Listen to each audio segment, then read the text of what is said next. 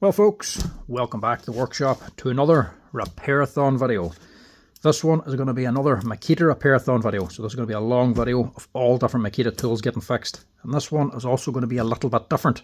Instead of taking the tools out from the shelves and fixing them here now, I actually have the spare parts in for machines I know there's waiting on spare parts. So we're going to be matching the parts to the tool instead of the tool to the parts this time. So this is a box of Makita spare parts that's just landed on from their supplier. I have a few Makita tools waiting on these parts, so we're going to fix the tools up with these here parts now today. First of all, we'll go through the actual parts and see what's arrived. See what we get. Base and battery tinners, I think. I know what they're for. Obviously the base is for a jigsaw sitting over there. A Velcro base, that's just for a wee sander. This isn't for a machine, this is just a part. This is the safety cover for a big Makita miter saw. I don't have the miter saw, the customer's only just left on the actual guard cover. So we're just going to swap that over for him. And this is the fence for a Makita miter saw. This is for the LS1018L. That is on here. Some boy bought a brand new saw and got a kick badly on it. Had a bit of timber and actually bent the fence, so we had to replace that on him. There's a few other bits here that we're not going to include in the video because they're already on a separate video.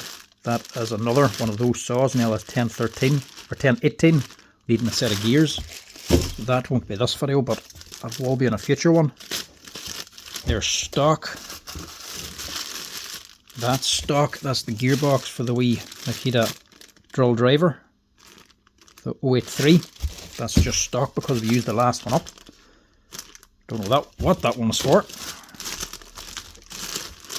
And then drive gears again for stock. That's for the 3210 SDS drill.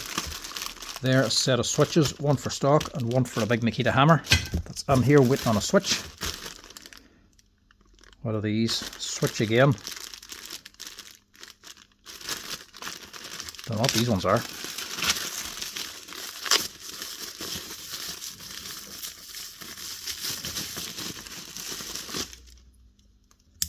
Alright, they're just wee grinder switches. They're just for stock as well.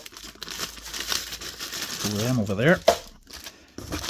Dust bags, I think they were for customers. I'll leave them for the boss. Part of that guard again. Might do that guard first to get it out of the way. A couple of countersunk screws. And a new metal turf board for the Makita MLT 100 table saw. That's for somebody. That was ordered on. So I'll just put them together and give that man a ring. Gearbox for Makita Drill, that's a warranty. That's for the DHP486, I'll have to put that on. Tool holders for the HR3210. I actually have 3 of them out there. I'll do a separate video on them. They're actually auction jobs. 3 machines in from auction. 2 of them definitely the tool holder. Don't know what the other one machine needs, but we'll keep them for a separate one. They're just the blade bolts for the Makita Multi tool.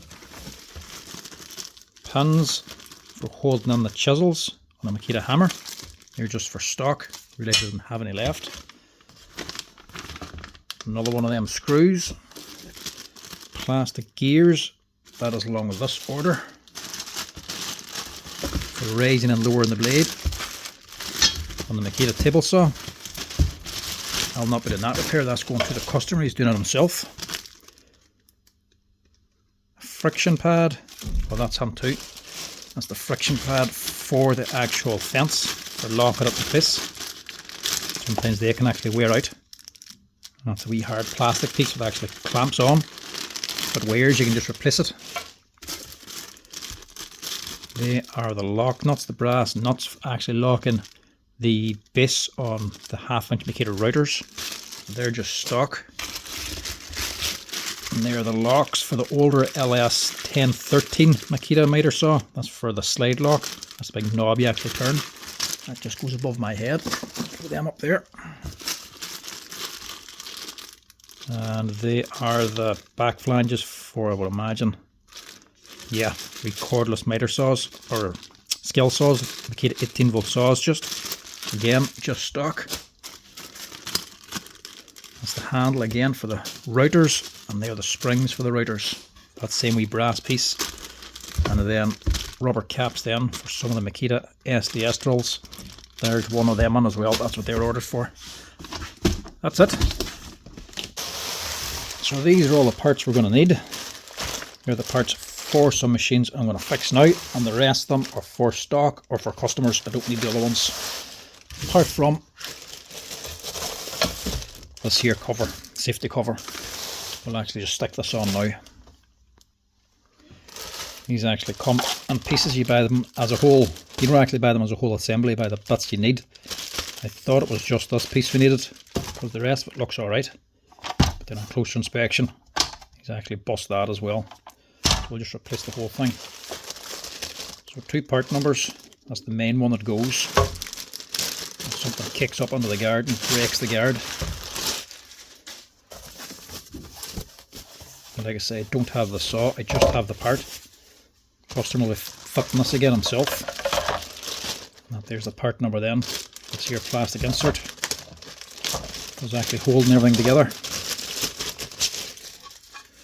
Hopefully he's able to put this all back together again, because the spring system on this can be a little bit complicated sometimes. I often get them in with them dismantled, and the customer doesn't know how to put them together again.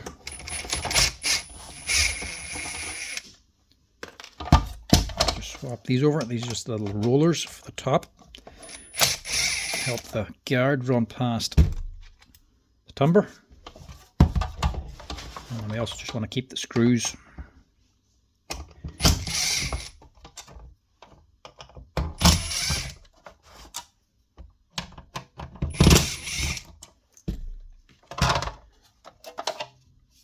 And we can get rid of all of that.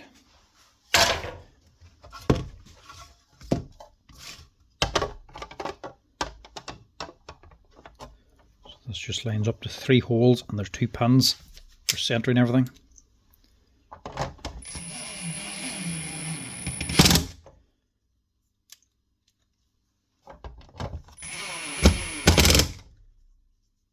Not the best of things to be using an impact driver. So obviously if you over tighten these, you're going to crack the acrylic plastic. So we'll just finish them off by hand instead.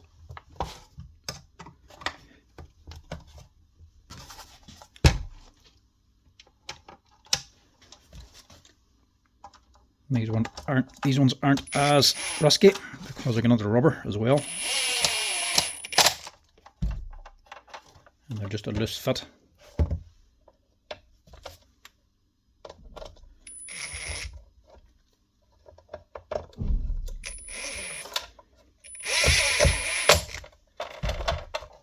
That's it.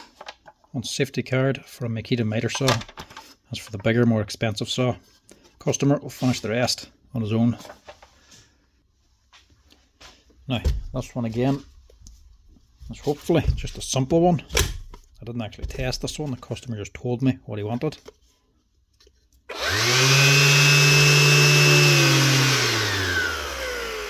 That's okay. He just says the base. It's not holding anything. So this is just a wee quick swap. I only ordered on one of these. Normally order on quite a few, but they're very expensive, to be quite honest with you. If you're at home and you need a base, what I would recommend is just going to AliExpress or Amazon or something, or eBay, and just get the copy ones. They cost 1/3 of the price, and all they are is just a piece of plastic with a wee bit of foam and Velcro. It's not to say there's much to them. I'm just going to give this a quick wee blast, the compressor as well. Just get rid of the excess stuff. 3 screws and a plastic base. That's all there is to these things.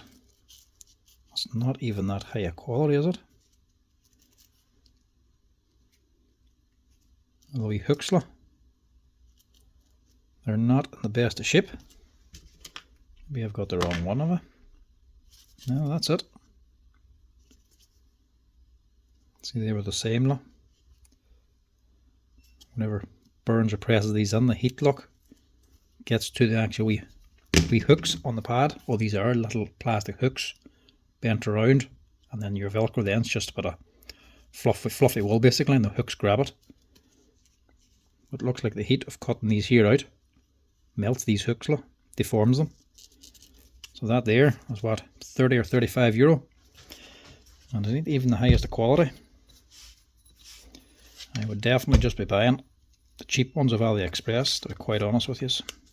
You still need this wee pad as well to pack it out, line up the holes, and drop it on.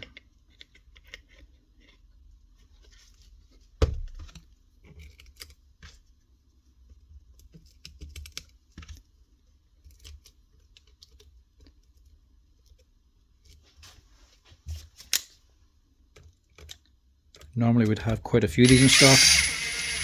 Makita started taking out little red machines as well.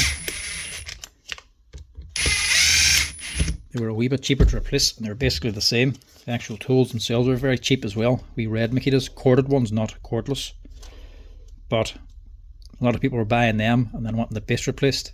And this base for the green Makitas was nearly as much as buying the red Makita on its own. So for a long time, not many people were buying them as much. So we don't keep as many stock of them. One or two every once in a while. That's what we take in now. There's no need to put this on. It's just in case that Velcro gets damaged. Just a wee pad on, full price of it, just to keep it safe. That's it. These here, honestly, I will be getting the AliExpress ones myself sometimes. They're not dirt cheap, but they're a lot cheaper than these. But I have none left, and the AliExpress ones take a long time to come in, so I had to just order one of these instead. But don't have to fit them too often, and only really use the AliExpress ones where people just coming in wanting to buy a part to stick it on themselves. They don't want to spend a lot of money. But when the machine comes in, you try to fit the proper Makita ones. So that's that one. Now, some of these I know it's a Makita Repairathon video, but I already know they're extremely easy fixes. That's a wee Makita SDS. There's a cool wee compact one, the DHR171. Little brushless motor SDS drill, a proper hammer action S3S, wee tiny piston inside of this thing. Very cool wee thing, only for light work. But this one is working, but it's just not taking the bit on right because the cap's missing on the top.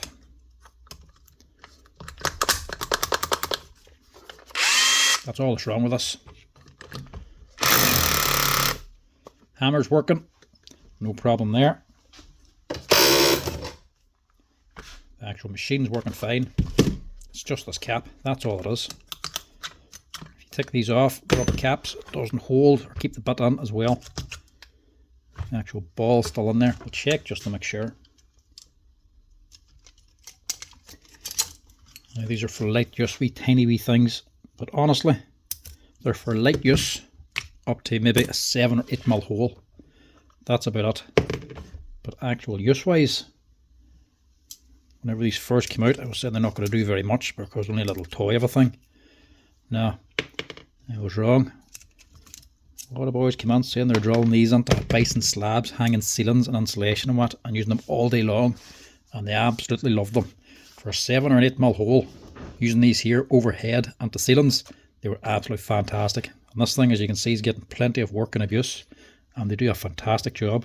For a 7 or 8 mil hole, you couldn't beat these wee things, to be quite honest. They're not the fastest, but they're so easy to use and so light. I'm just going to give us a quick wee clean out, see as I'm at it here. Wash these bits and then just put a new cap on.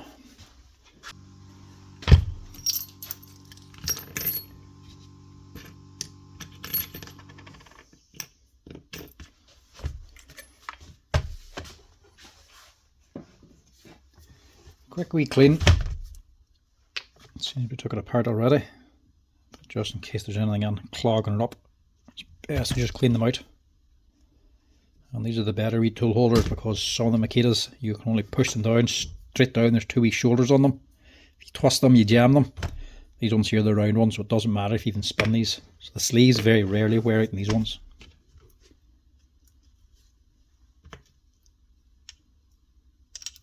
spring first, big end facing up, then your washer or the spring plate.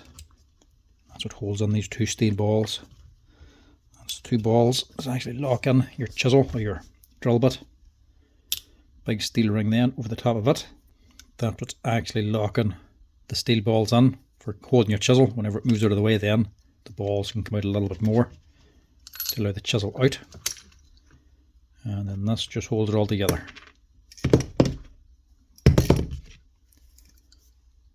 One steel washer and one circlip. No spring clips, nothing awkward. Just a circlip and a set of circlip pliers. That's this in and out. It's a lot handier to fit and remove.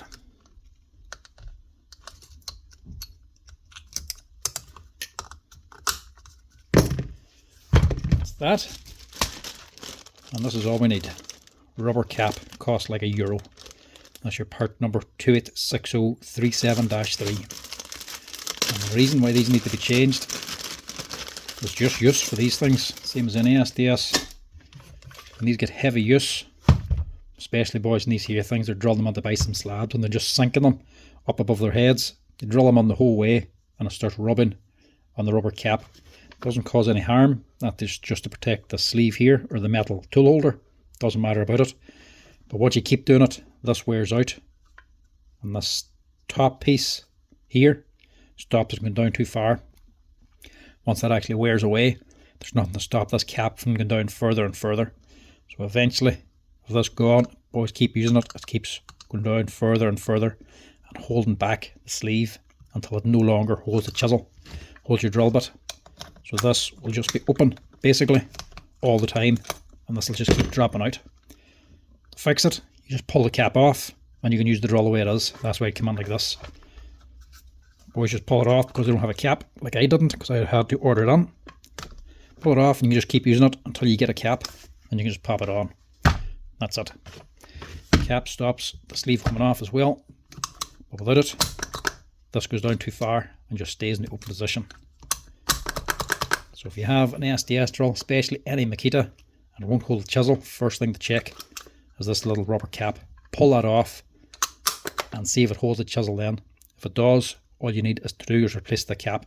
If you don't replace it and leave it the way it is without it, it'll eventually start to rattle this as well and you'll end up doing damage here, but that's over a long period of time. Take it off, order the part, stick it on when it comes on, not a problem. Now this I think is just another simple one. I do warn you, some of these are very basic repairs.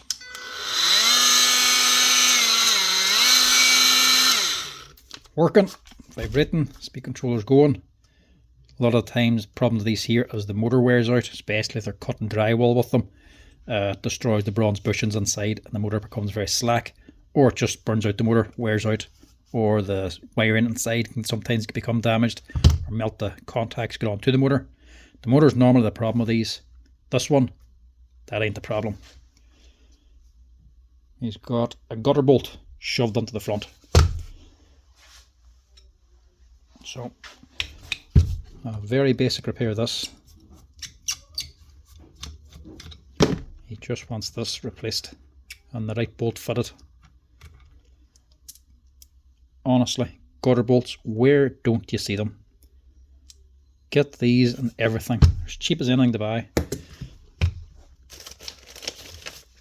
Might as well just fit the single one that came on. These come with the washer on it already. There's the part number there if you're looking for them. Just a hex socket head bolt, M6x14. So it's a socket head, but it's reset into the actual big washer here for holding your blade. Other thing on these here is the little teeth. The teeth sometimes break off, especially if you're using the universal blades, because they're not taking the full load across the whole surface area, taking all the pins. It can sometimes cause these pins to snap off. And once you lose so many, your tool's on a limited life, because you can't replace this little ring in the Makitas. You can only replace the whole gearbox head, which ain't that great. But if you use the full round blades, it's not a problem. There's a wee Allen key left, he probably has that himself. That's all this thing needs.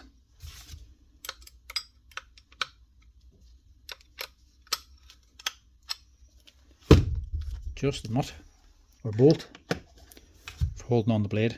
That's just the right one fitted instead of a gutter bolt. Again, very cheap and basic repair, but that's her. Now this one, Makita Jigsaw. This is an older model. This is the 4340CT. 20 years old, or 21 years old, from 2004. Customer says, working fine. The only thing he says he wants is a new base. That's the part number there, if you're ever looking for it. Just the aluminium base on its own. Even the steel plate underneath should actually be alright. As you can see, this one, from heavy use, happens to all of them. Aluminium shouldn't really break unless you drop it, but you can deform it. The vibrations thus, and when you sit and pushing down it all the time, eventually they start to deform and they eventually get a bow. It's just generally from pushing at the front of the machine or holding too much at the back, and you bend these legs forward. As you can see, it's not something that happens instantly. That's from the likes of 20 years of work that generally causes it. There's also only just one screw holding this on. We need to get a couple more countersunk screws as well. The steel plate is actually pretty good. I have loads of these. Don't have any of these, that's why I had to order them. Don't like to stock them as much anymore because they just are an older machine. You just do not get them in as often. More so than that, because cordless ones are that good now, less and less people actually use these. So you'll still get these for sale, second hand. People will be selling them and you'll still get people using them. But it's more DIY stuff now, simply because pros are just basically going to the cordless stuff. Stick that on there. Stick this back on. Just an easy swap this. It's very easy to change the base on any jigsaw, or at least it normally is. No quick release on this either, it's just a bolt.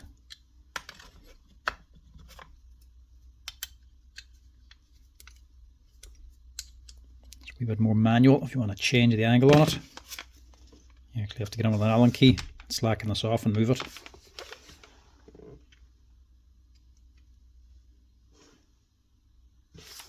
That's okay. Just see if I get a couple of these screws now for this. Where'd the one I had go? There it is. Check the biscuit boxes first. Biscuit boxes and empty film tubes. Great for holding wee small stuff like this.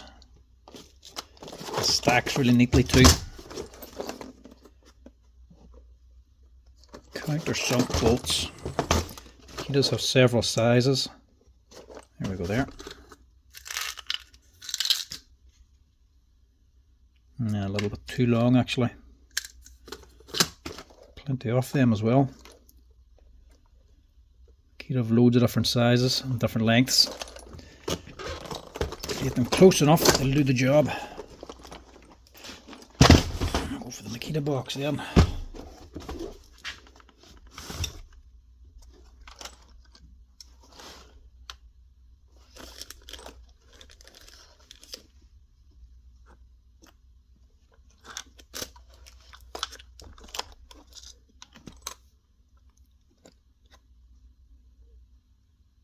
Oh, that one there.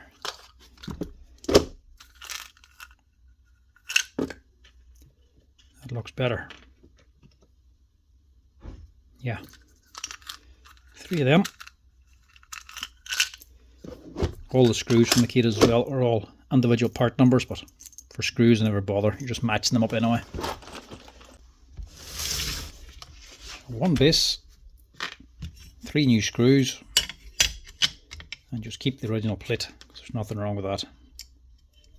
That's all this man needs or wants.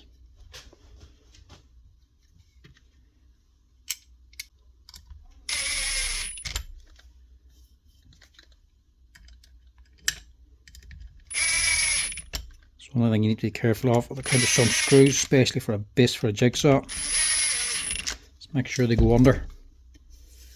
You don't want them sitting proud at all for obvious reasons. You'll just end up scoring the timber. That one should be fine. I'll just make sure it actually runs now, seeing as it's in here.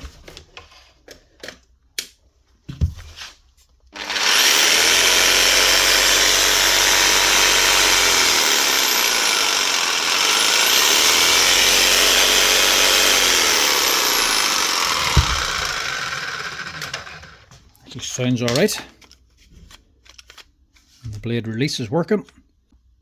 You can tell when they wear out because the wee sides here either won't line up or they'll be pulled out at the top up here. You can see the two wee holes that line up to let the blade out. Sometimes you can actually make two new holes at the top and wear this here cover out. But that's fine. There's nothing wrong with that. She's running. She sounds smooth. She holds the blades. She now has a new base that's going to cut square. That's her. Now, a bigger one this time. This one, I'm pretty sure, is the switch. Just went ahead and ordered these. None of these left anyway, so I had to order them anyway. But the switch is very mushy. It doesn't feel like it's doing anything. And the machine ain't switching on. So I've taken a chance and just went ahead and ordered the switch. I'm hoping that's what the problem is now. Because there's always no guarantee.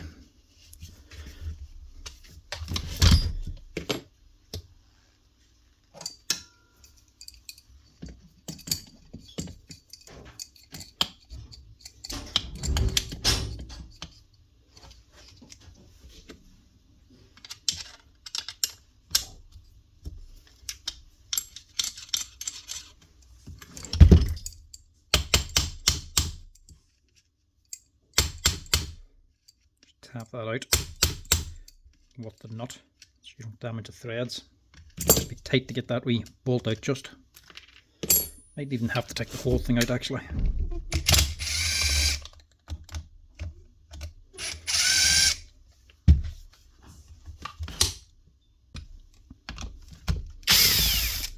Just take the one of these out.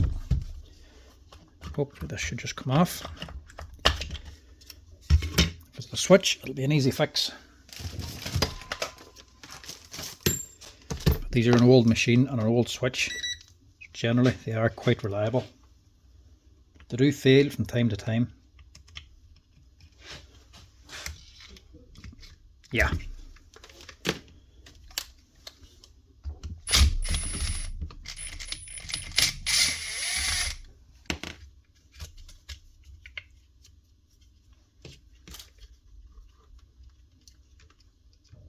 Nitro's not working. The live's not. Should be clicking. There's no click of this one. Something snapped inside. So it is just a switch.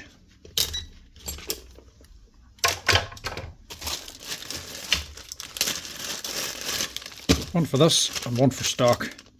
That's the part number there, if you ever need one.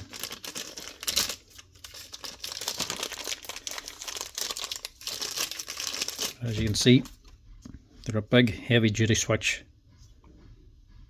and they rarely give much trouble, apart from when they do.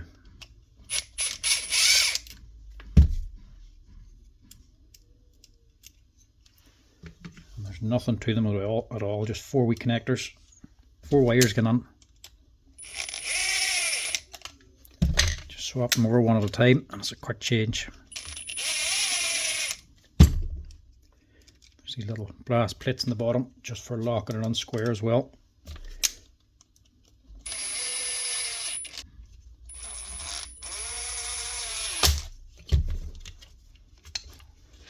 That's the leads. Get rid of the old switch. And it also just has a wee grommet with dust cover.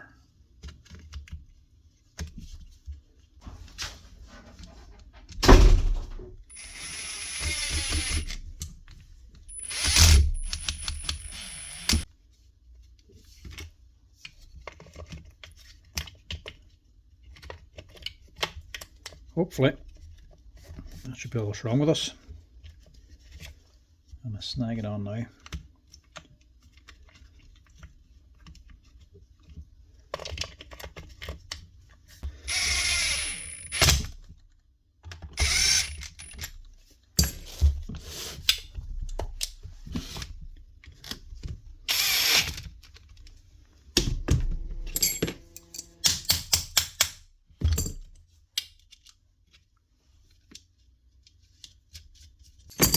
Now, let's just sort this out. At least I should get it running anyway.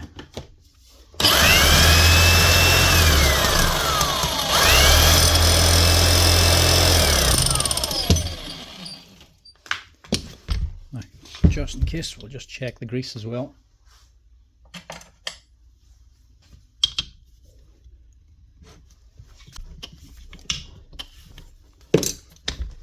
Been a while since that was opened anyway.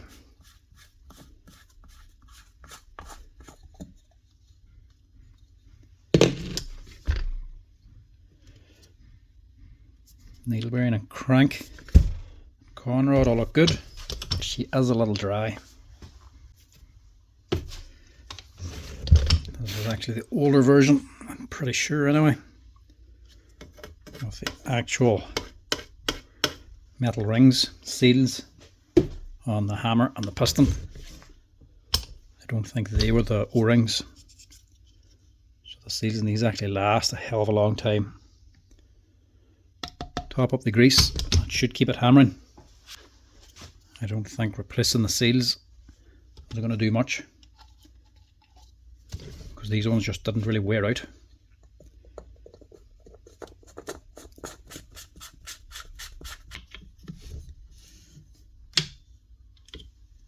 Love old machines like that with them big top nuts, just so we can quickly and easily access the grease. Always have a very quick look to see what's going on inside.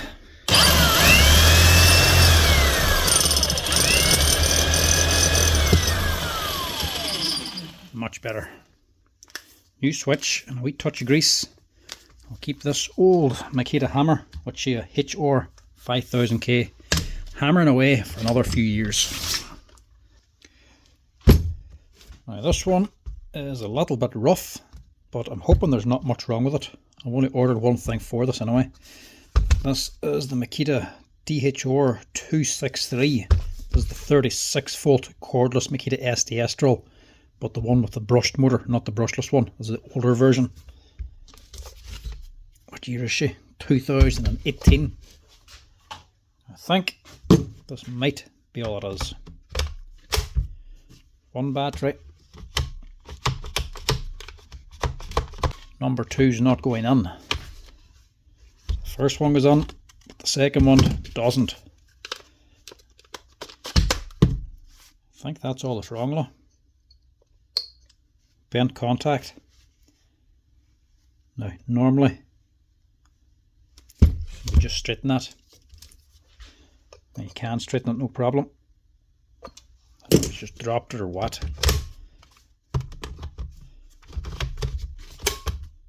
Now it goes on. That's actually working. Straighten it out, and you'll get it running. But these pins are also a little bit worn, so they're starting to get eaten in by the actual battery contacts. That's why some of the Makitas have the floating battery terminals for anything that makes vibrations, like a nut gun or an SDS drill. The 18 volts will have a separate wee housing for the battery, so it can rattle around without the battery rattling these terminals. That generally happens at any brand. I think these ones are just starting to eat in. You can just see there where it's worn. So seeing as that's bent and they're starting to wear, I'm actually just going to replace these because they're not all that expensive. But there's a little bit of stripping to do this, and I'll see halfway through if I'm going to bother cleaning it, because I hardly need to clean it just to change these here, but we'll see. It's dirty, but it's not going to affect the performance.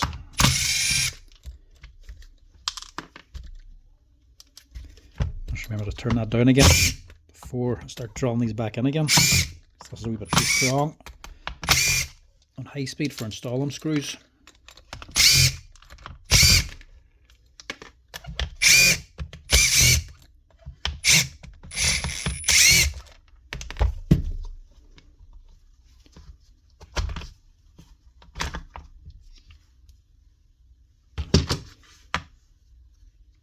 It's actually not as bad at all on the inside as I thought it was going to be. I thought there was going to be a bit of grease leaked in here, but there's not. It's done plenty of work, but it's certainly not worn out anyway.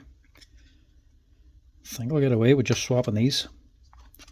That's what I do like about Makita stuff, especially cordless tools. If these wear out like this, you can see there, look. It's not too bad, but it's definitely wearing. When they wear out, wearing these contacts, you can just replace them. A lot of other brands, especially on brushless machines, you can't replace them at all. But even on a brushless Makita, you can still swap these out. They're just a spade connector, a right-handed spade connector, but there's a little pin on top. You have to push in the pin in order to release. It's got like a little lock built onto it.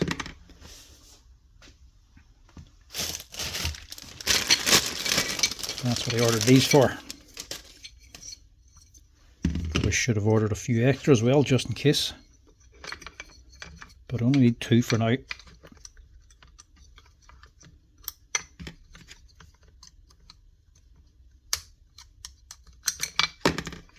Just make sure you're putting them in the same way. Don't mix up the leads.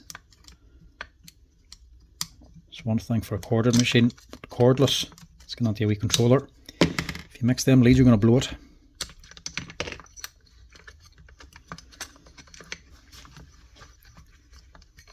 Tight for space.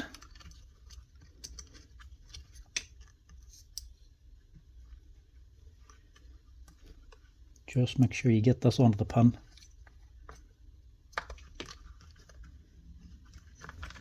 Because it is possible to just squeeze it onto the outside.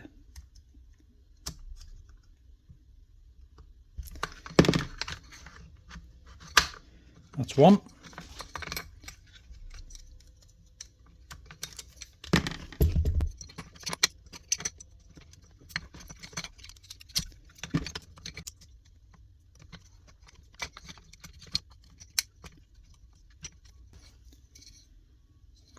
As well, if they're burning, if you're melting these connectors, if they're a wild bad connection here and it's slack, these will start to arc and burn and eat away the connection. You can tell from the outside if it ever does that, because see these little pins are going to cross. You'll get one of them actually melting. So that'll overheat, burn this, will heat the plastic, and the plastic will actually cover in this little hole. So if you ever look down at your Makita drill, 18 volt or 36, and you see one of these here covered, you can't see the metal, the contacts is burning inside. Open her up, fix the spade, fix up the wire if it's burnt, and replace the connector with a battery retainer. And that'll stop your motor or your controller from burning out.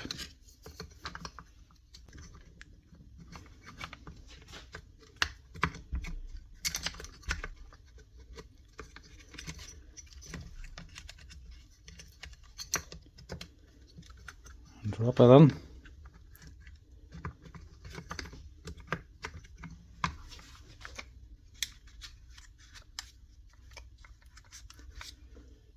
And that should be it.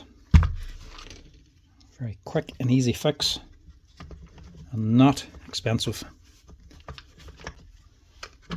I think them wee retainers only cost around €4 each or something like that. They're not expensive at all. It's cheap considering a lot of other brands don't even sell you them. You have to replace the entire motor unit, controller unit, if you need to replace them. So Makita aren't that bad.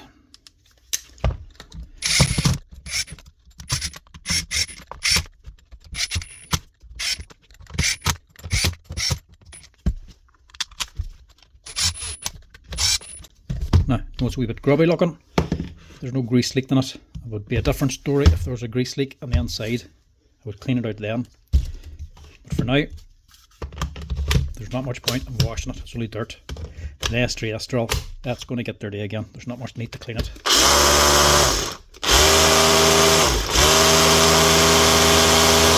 That's her. One Makita 36 volt with 2 new battery terminals. Taking the batteries now and running no problem. This one's a little bit bigger. This is the Makita LS1018L miter saw.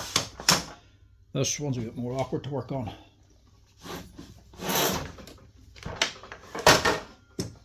Problem with this is the fence. Now, this thing is not old. He's only had this a short time, a few weeks, if not maybe a few months. Don't even think it is a few months. He's using it for construction. I think he's putting the roof on a building or something. He's obviously caught a bit of timber and has kicked and has bent the fence back here. Now, this is just operator error. Can't cover this under a warranty. He's actually just by himself hit something and actually cracked the aluminium fence here. So don't think this can be covered under a warranty. You can't really see the damage here just yet, but you can see these here inserts aren't lining up. Basically, when he's cutting, it's not cutting square. I think one side's square and the other side's off. So he needs to replace this to get it cutting square again. Now, I don't think it's under warranty, but I also don't think it's too expensive for this part. Actually, do a little bit of stripping down to replace it.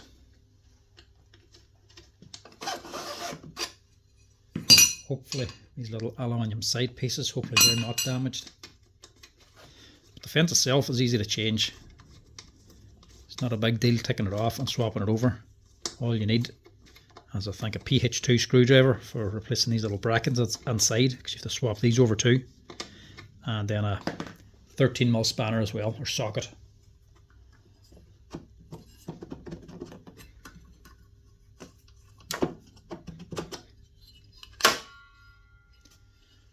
That I don't think was damaged. Take these all out as well, because these are all part off the fence and they don't come with a new one. The most difficult part of this here is just squaring the saw back up again. That's the biggest headache. But a 13mm socket ratchet is all you really need.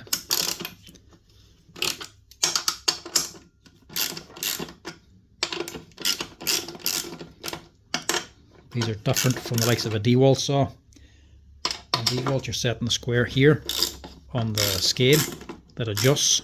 The Makita one, the scale's fixed. For the lock, for the 0 degrees, is actually built onto the table. So you can't change that. So to adjust the actual angle, you're basically just adjusting the fence. Once this is slack, there's a little bit of play over here, and there's a good bit more play over this side. So if your back fence isn't square and your saw's not cutting straight anymore, you actually have to loosen these off and just set the square on the fence. And if you replace it or take it off, you do the same thing every time. So like the DeWalt saw or countersunk bolts, go onto a countersunk hole on the fence, so as you tighten down, they just go onto one location every single time. There's no adjustment. You adjust the actual lock here on the DeWalt. So these locks here for the Makita are on the base. The DeWalt will have another plate on here. The bigger Makita saw, actually, the bigger version of this, works in the same way as the DeWalt. There's an aluminium plate or a steel plate on here. And the locks go onto the plate. So if you slacken off the plate and move the saw, you can adjust where the 90 degrees is. So that just comes straight away, comes off. Now, on the back, you have to pull out this little steel plate. This is just for the guide for the little insert.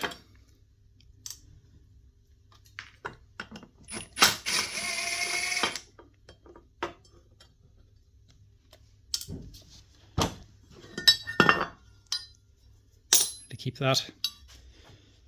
And the damage is done. It's just over here now. Cracked it here, so obviously he must have kicked something on this side and it's whacked that and basically bent the fence like this and cracked there. So this side now That's facing in too much compared to this one. So look down. Can't see it here because I'm too close. I actually see there's a big bow on it. So one way to fix that is just to replace it. And cracks going the whole way through. Look.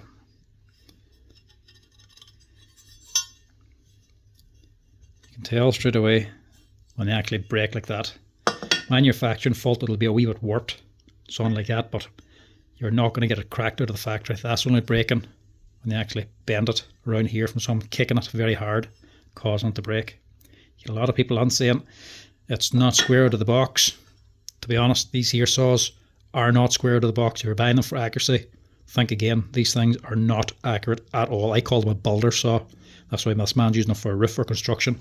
They are most certainly not accurate. If you're doing for kitchens or anything like that there, these are no good. Out of the box, they're not accurate, but the fence is at least straight.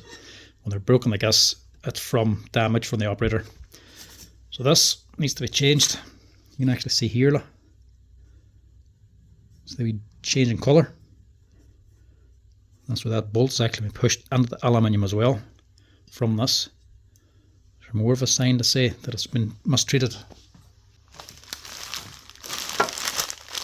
that's the part number, the rock fence, if you ever need to order one, JM2320037. And I'll tell you the price of it, but I don't know the price of it because my invoices, for some reason, this hasn't been priced. I've went through the whole box yet, comparing all the parts, but by the looks of it, which way is that? It's on here. By the looks of it, this isn't actually on the invoice, so unless there's another sheet to come on, let's just check all the bits on it now.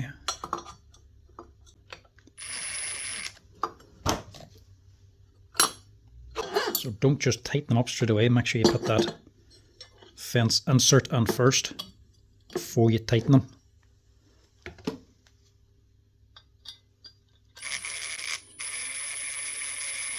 Because you might need to adjust them a little bit.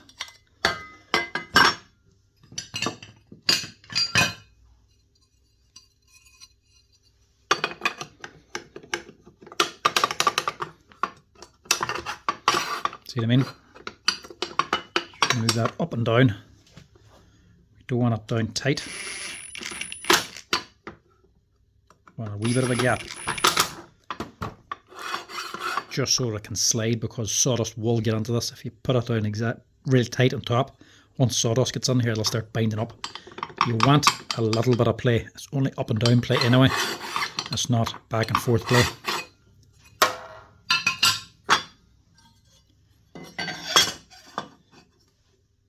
Now, these back in again now.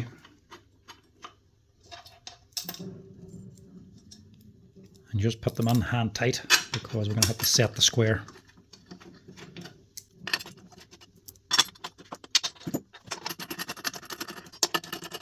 It can still move a little bit.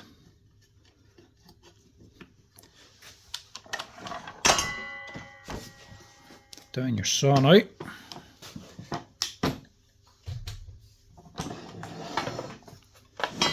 Just do this so you can actually see. Then just get yourself an engineering square. This is just a standard one we had up in the shop. A feather edge square is even better, which is basically a solid piece of steel square, but the edge is actually going to a point. That gives you a really good accurate reading. This one does just the same job. So you can see here we're out.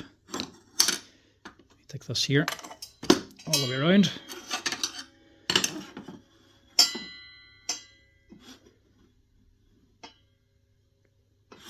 A little bit too much. A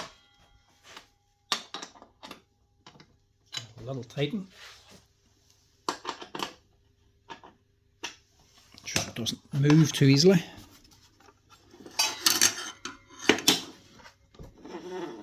Actually pull the blade all the way down so you can get the whole thing. Try to get it in between the teeth. So that, go back another touch. Take it back a touch. About half a hand's ear should be enough. And look at that. Nice and square. But that's just this side.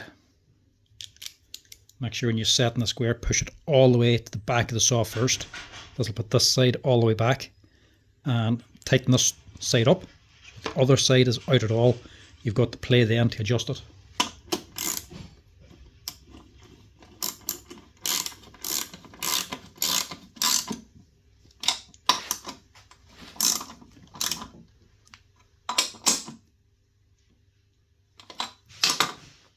Tighten this side and just double check.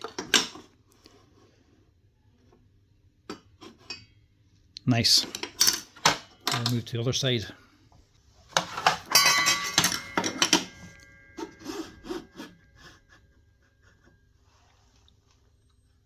Look at that. Perfect. Don't have to adjust this at all.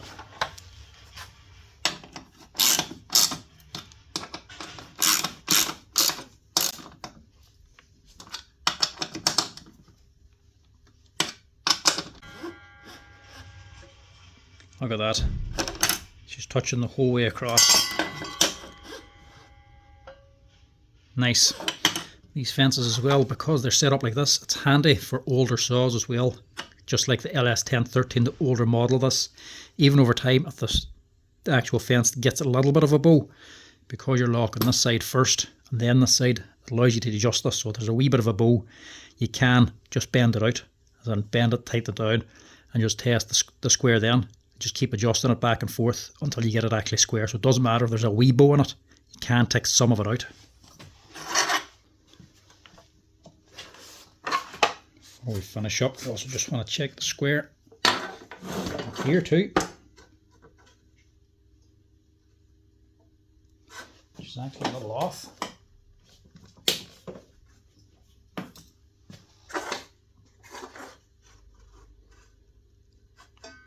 It's not exactly perfect. So this up this way a little bit more. So down here you have two nuts on this bevel end. That there is for your 45s, and this one here at the side is actually for your 90. So screwing that in or out will adjust the whole head back and forth. But make sure you've got the lock handle at the back, the open position, before you adjust this. Actually an Allen key in the head of this makes it a wee bit easier.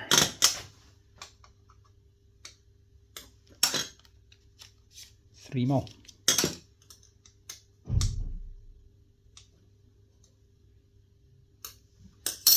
Don't move it much. It doesn't take much to adjust it at all. Look at that. One wee turn and she's square. I mean turn, I don't mean a full rotation of that screw. I mean like a 1/10 of a turn. One way it takes it back, and the other way it takes it the other way. And that's it.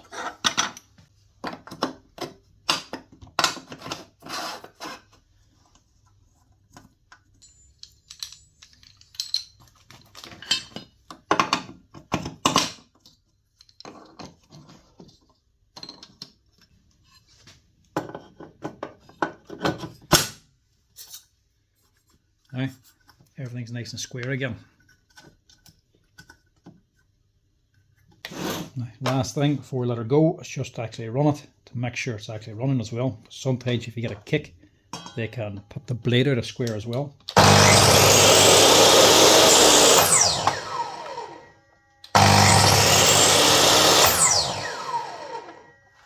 That seems good. So that's her. Up and running and ready for work again.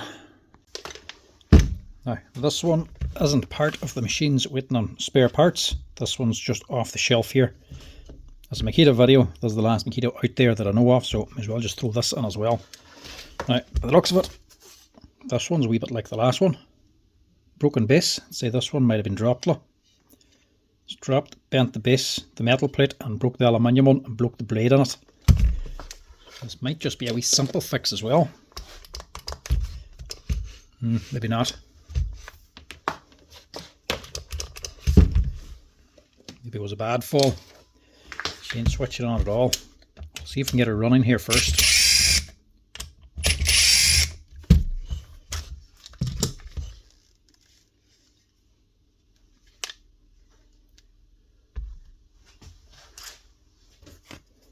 See if it turns for a start.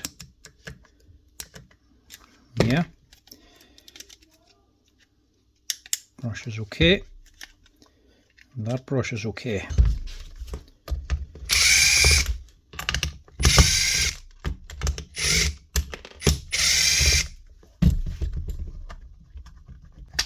Is that just a long screw? It is just a long screw is all it is. And it's clipped in there as well. Is that clip broken or what? Right, check the lead next.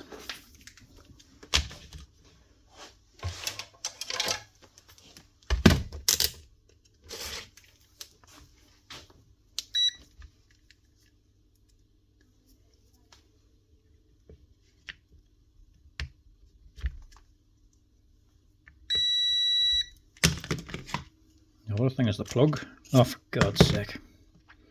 Fuse. Well, that'll normally stop it. Hate it when people do that. They have a problem, so the first thing to do is to check the fuse. Is that in right?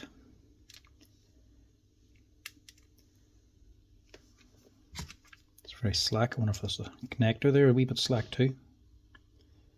First thing to do is to check the fuse. And if it's not gone, for some reason, don't put it back in again. So they send me in a wild goose chase. I'll have it opened and we'll actually just blow this out as well.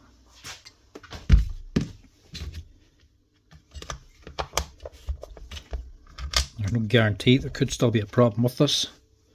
Might be a reason why the fuse is missing. But we'll soon see.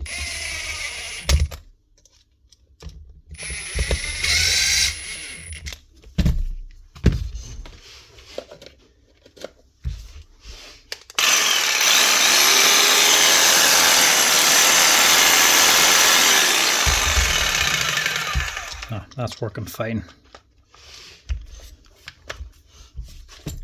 No bad sounds and no bad smells.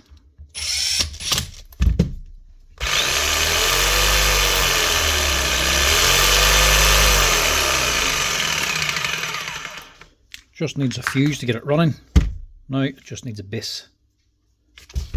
I hope I still have ones for this one. This is an older one again, you see. This isn't a quick release, this actually takes an Allen key to take out the blade. This is the old blade with the 2 holes in it. So we're a little bit older.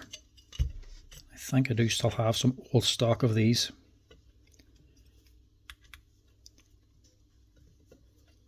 You wouldn't go through a base in these too often now. The other one was a newer one. It's still using the odd time. That's why there's none in stock. These less so.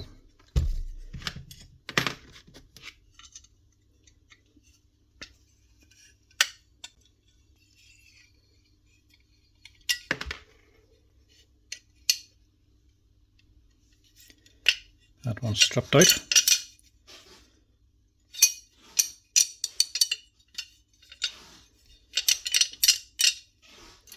Now can I get that out without taking that base off? I actually can't.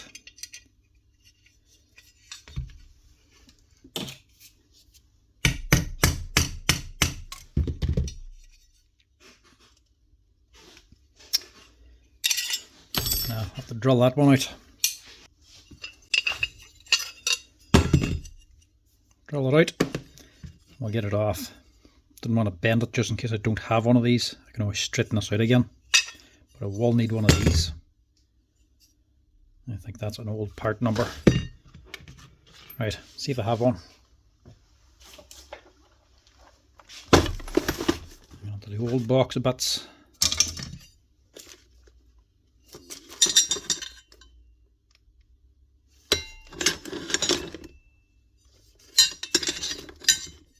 That must, yeah, it's up there, look. 4304. That's the right one, I think this here. Yeah, 4304T is the newer version. Exact same, just these ones have the little extra cutouts down here. So might as well just stick the one we know. We'll use this. I don't think that is the right base somehow. It's not now. We'll keep that. And we'll see if there's another metal plate. That's the same. That's probably off the last one.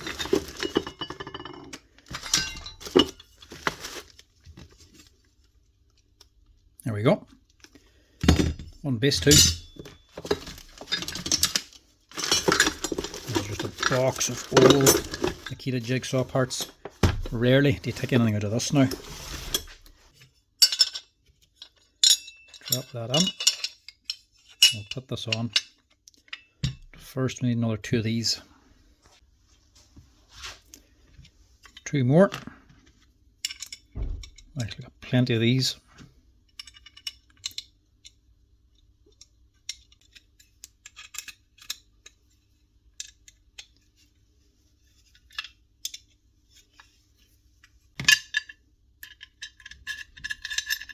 Put that on. Put on your screw, same as last one. Just lock it on. And that's all there is to it. Very easy thing to replace. If you ever do drop it and break them.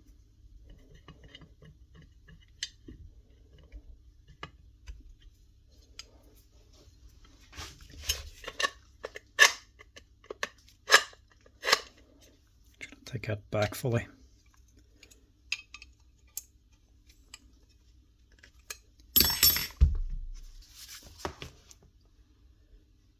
And that's it.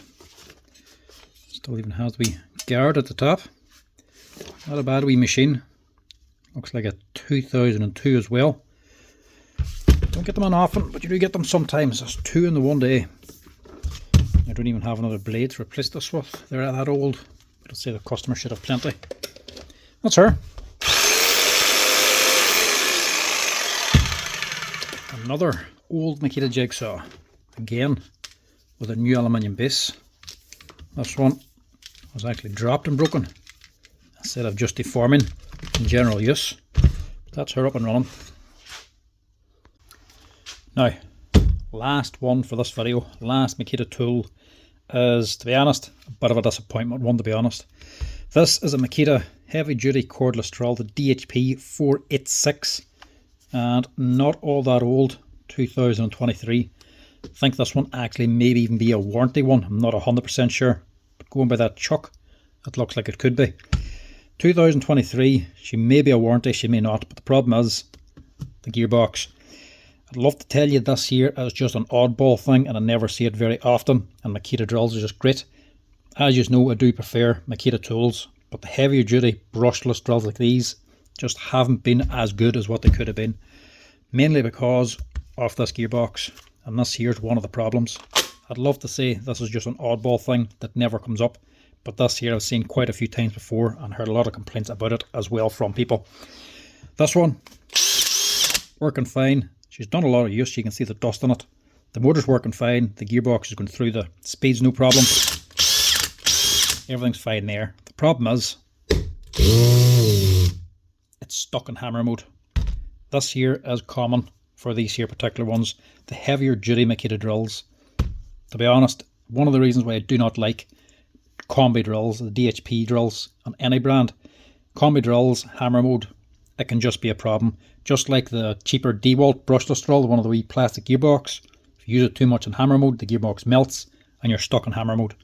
Same thing with us. Now you can see from inside of here, there's lots of concrete dust on it, so this has been used for a hammer drill.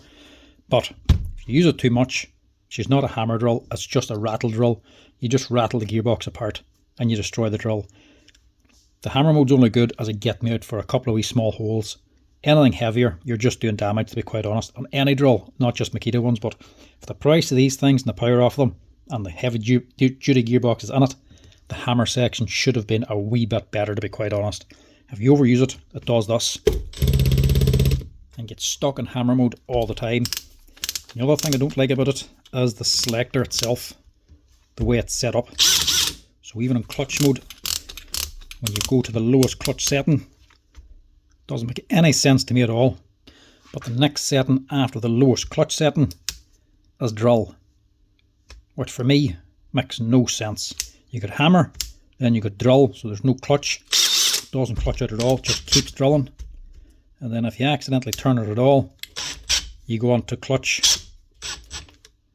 which is also a problem. There's two things wrong. Well, not two things actually. There's what's actually wrong. She's actually stuck in hammer mode completely. That's not to say the gear's stuck forward. This here selector's not doing anything. Like. She's making the right sound, but she's not even getting into clutch. Like. She's actually in hammer mode permanently. That's what the problem is. But this is just another thing that did annoy me. If you're using it and drilling a piece of steel, depending on which way you're using it, especially if you're using the big handle and you set it up wrong and it moves, you'll be drilling a bit of steel and all of a sudden she just slips over into clutch and then just starts camming out on you. Really, really annoying. Especially if this gets old and well worn, this here selector becomes more slack, and even just moving it around, very gently moving with your hand. I mean, you could easily just with your thumb change that there. It's just not strong enough. And to have it just go straight into clutch on the lowest setting makes no sense. Even worse if you're using it in clutch on the lower setting. If you're putting on screws into plastic and you need it to cam out before you do damage, and you stick her into one mistake, and you've got her in drill mode, then it's just going to strip everything out, not stop at all. And never like that there. That should be going from 21, and the drill should be the other way around. Should be going to the highest clutch setting here and not the lowest. That didn't make any sense to me. But that's the only way to fix it now, is to replace this gearbox. You can't buy the parts for inside the Makita drills. You can't buy whatever bits is gone. You can only replace the whole thing. So to fix this, I have to install a whole new gearbox, which is annoying, to be honest. I like Makita's because you can replace most of the parts, but the drills, you always just got them as a complete gearbox unit, which is really annoying. The Hikokis are actually better for drills, power wise and reliability wise, because you can replace everything. You can replace the switch in these two, but the gearboxes in them, you can buy all the bits for them. That's why I've always recommended the Hikoki stuff, that and the nail guns. This one, I'm going to have to get this chuck off, open her up and replace this whole gearbox. And if it's under warranty, we'll also hold on to it and keep the gearbox for spare parts, or I'll see if we can fix it as well. But for now, it's going to have to just be replaced. And to do that, we have to get the chuck off.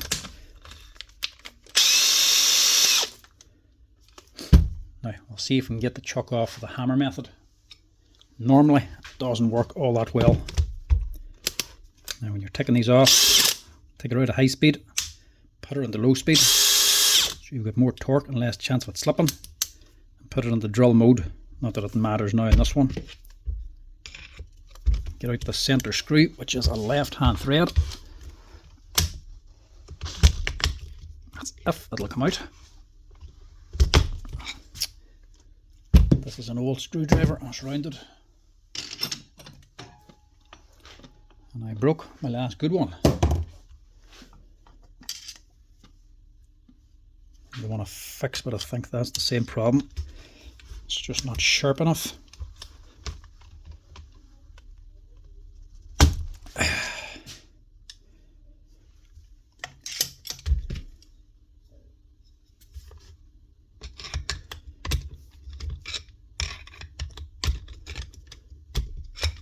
See if we can sharpen this up.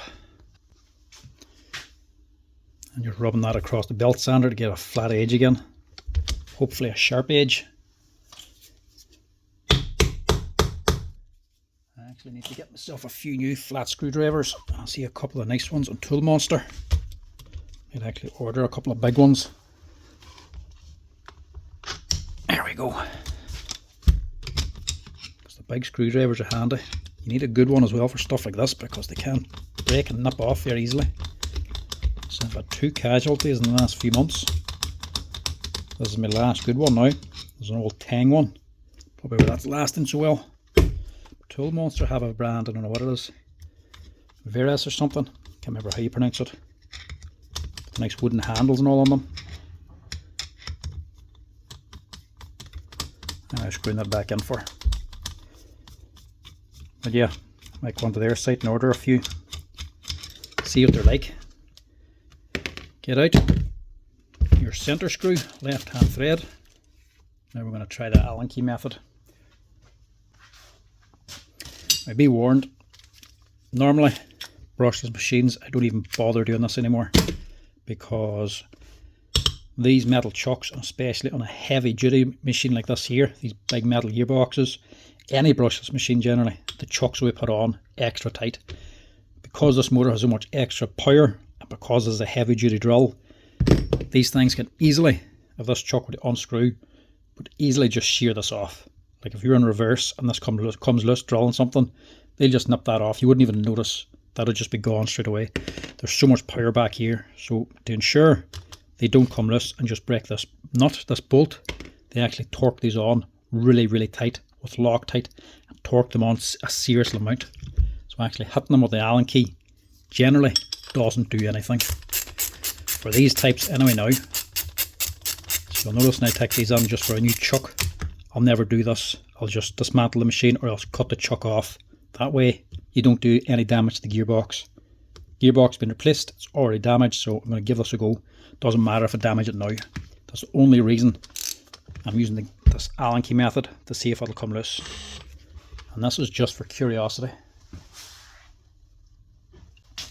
So I'm not going to bother with the small hammer. I'm just going to go straight to the big one and see if she'll shift. Take it up a wee bit, take off the tension from the gearbox. You'll notice there'll be a wee bit of slop in it. Put it down so it's actually tight. And give her a slap.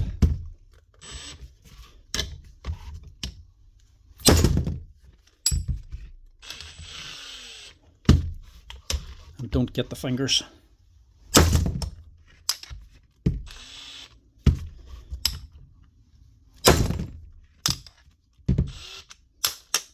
Kind of feels like it's going, but it's not. No, that's not going to go.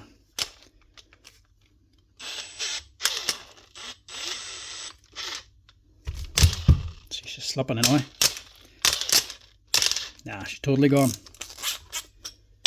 That ain't going to work. I have to dismantle.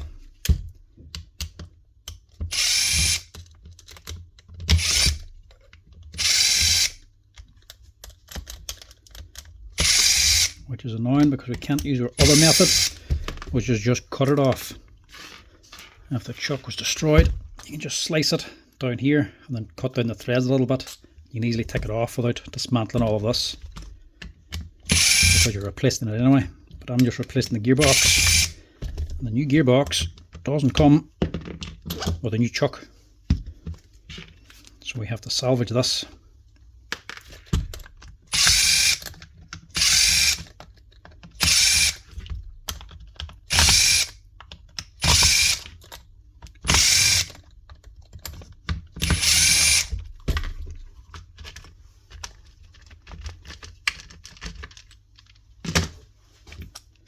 So easy to get the gearbox out.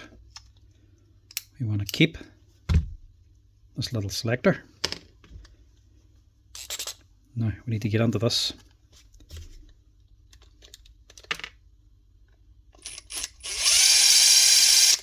There's a special tool from Makita for locking up this gearbox, but you don't have to go for that. Especially if you have a couple of old scrap drills lying around, you can just make a wee holder up yourself. I'm just going to drop the whole thing out in one piece. You have to lock this in order to get the chuck off. So that's a nice big gearbox on it, all aluminium construction. Like, there's nothing light about this, but the fact she's still getting locked in hammer mode is really irritating.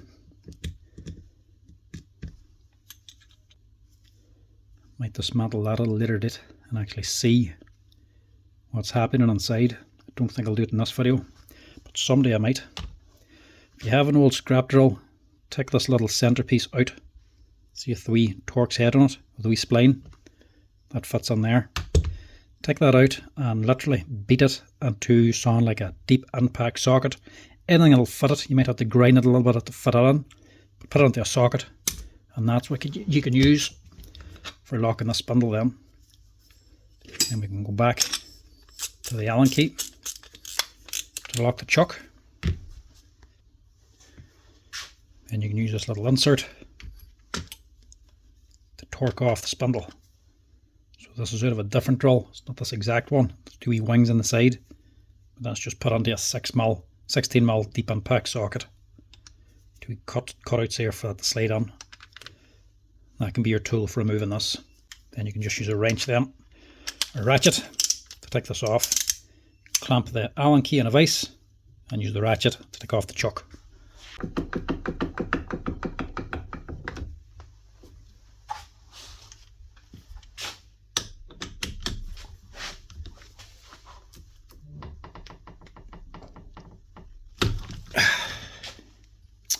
Damn, came out.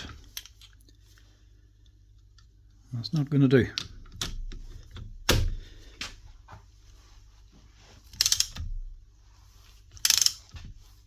I have to fix that again later.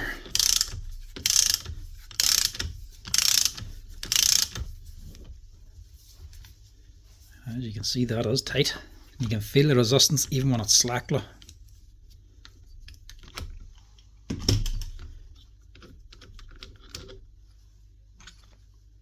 Loads of Loctite. And what kind of stuff that is. They are on tight. I have to get that there welded on instead, so that's not going to last the way it is. Now, one of the big pluses of these drills, what I do like about them, is the chucks. That's why I'm making sure to keep this. These are a really nice chuck. A Ukiwa Sikio incorporated chuck, made in Japan. These things here, as chucks go in cordless drills, these are one of the best you're going to get that comes fitted as standard. Brilliant, really, really nice chucks. They're that nice. I actually stock them myself here for drills, not just for these.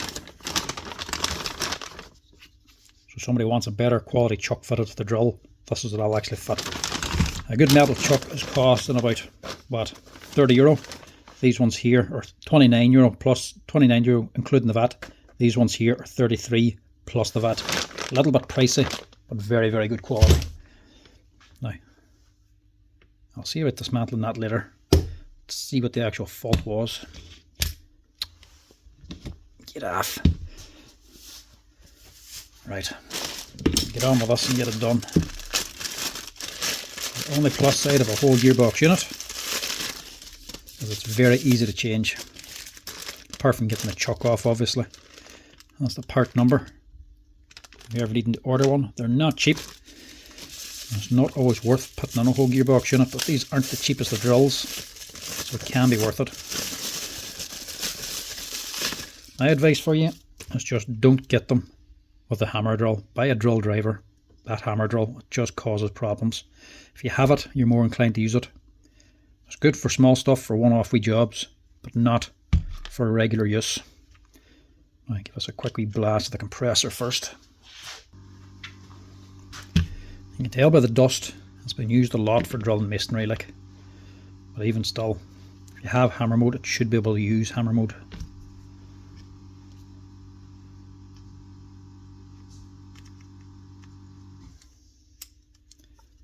But even though I know this problem, I would still be tempted to buy one of these heavier Makitas myself.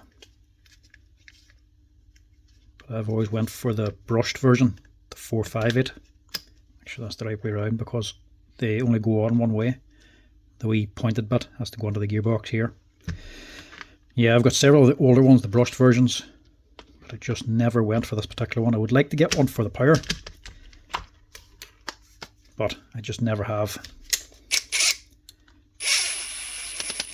It's as quick and easy as that. Replace that gearbox.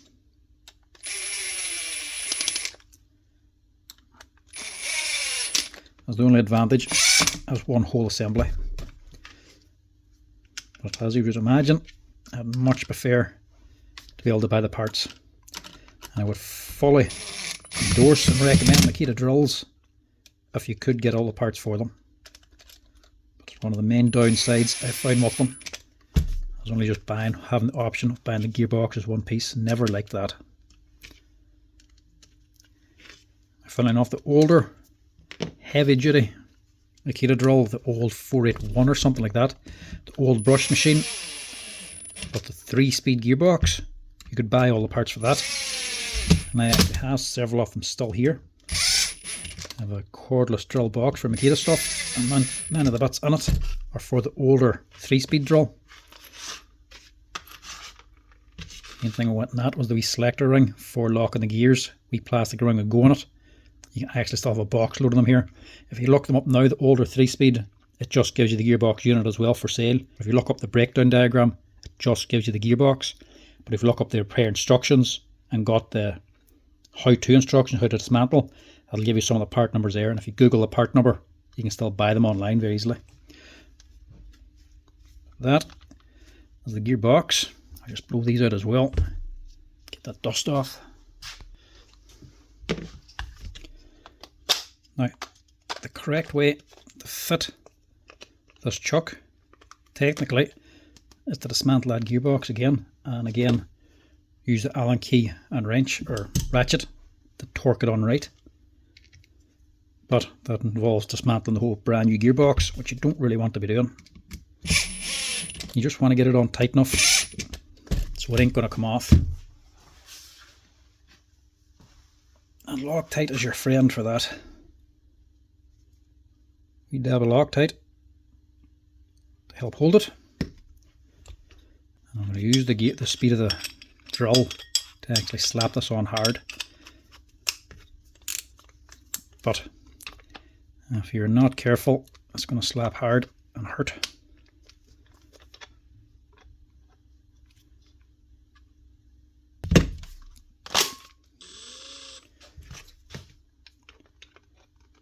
Just get it.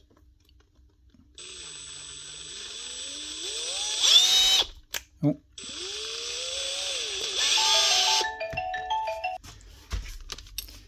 Right, like I say, I'm going to slap this on. Put it on high speed, drill mode, and just give it a slap. But be careful, because if you do that full speed, if you're not holding on tight enough, that's just going to whip around, come around and slap you in the back of the hand. Trust me when I say it will hurt. Right, that's the chuck on, screw on, tighten her down.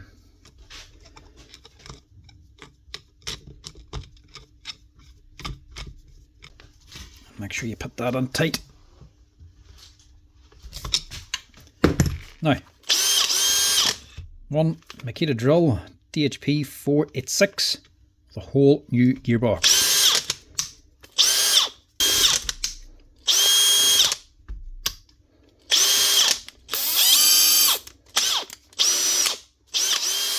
Now, should be able to drill without hammer mode. Now, the hammer is actually stronger than this thing as well, because the gear is no longer worn. As you goes onto clutch, doesn't hammer, and now clutch is out. And that's what I don't like about these. That's clutch, and that's drill. So if you can imagine drilling in reverse, and you have your hand on it, next thing you've turned around and you've changed it onto clutch. Never like that. Seems a wild silly design. It's too close to these here settings. That should really be up at 21 here instead of 1.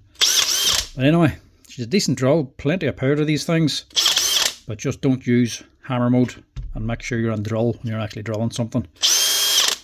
Apart from that, I wouldn't have many other complaints about them. They're actually a nice drill to use, and they're a really well balanced drill. no doubt about that there. Between battery and head, they're really nice to actually use and comfortable to use, but just don't use hammer drill on them. That's her fixed, and that's everything done. The last thing I'm going to do is just have a wee look at this to see why it failed.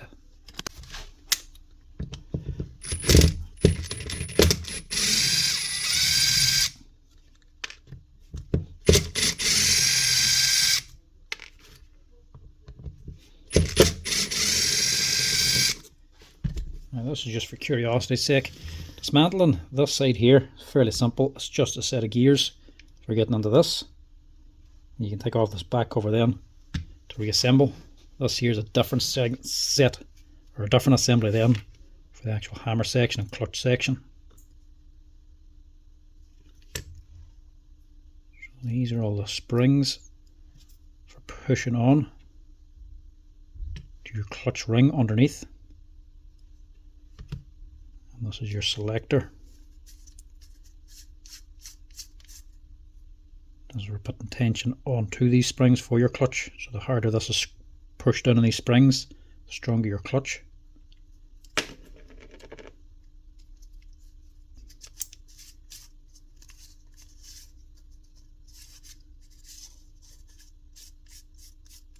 Leave that for now, and we'll just go on here.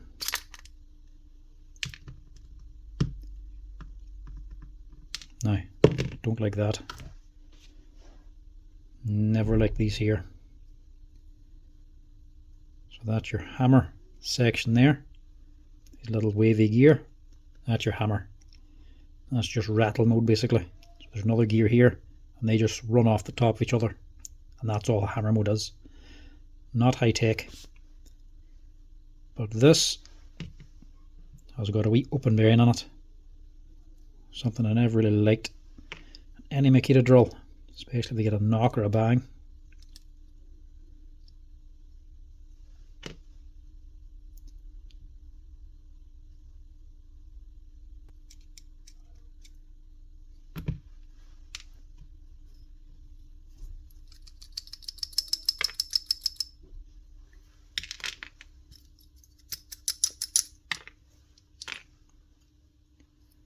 Well, just dump it all out. So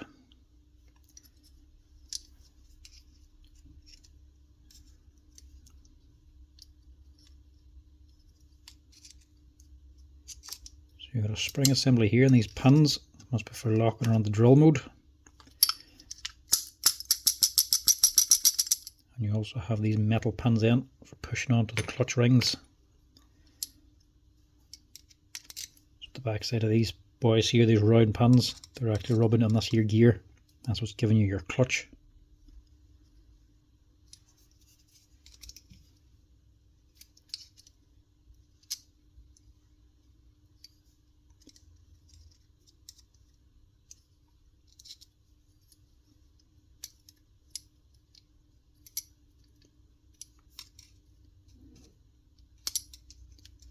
It's definitely a complicated gearbox, you know. That'll split into 3 sections, look. And it's on springs.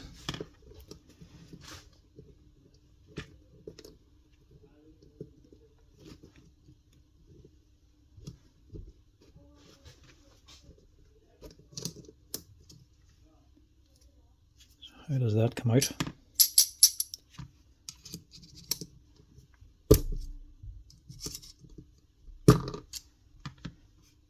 Bearing out first.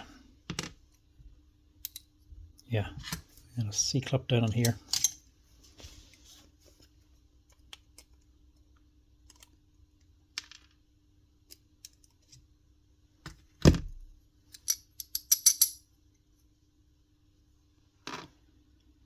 So that's the boy I don't like. That's why you never use the Allen key method on these as well. That it's basically just sitting on here. Which way is that on? That's in there. And that's on. And then this is on top. All these wee balls are actually just sandwiched in between. So that is just a wee linear bearing.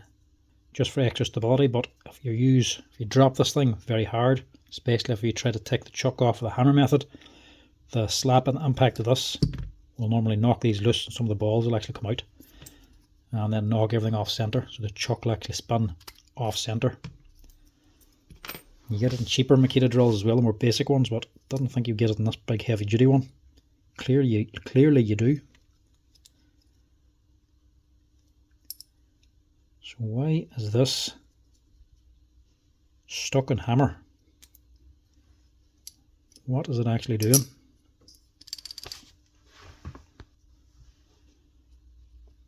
How is this working? So this ring here are these 3 jaw rings. They're on springs, they go up and down. They're sliding back in here.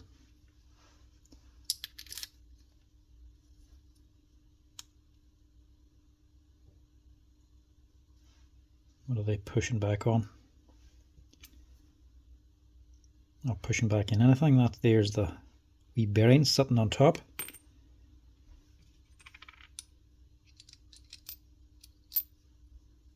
Yeah, and that's the other side of the bearing. They're missing that.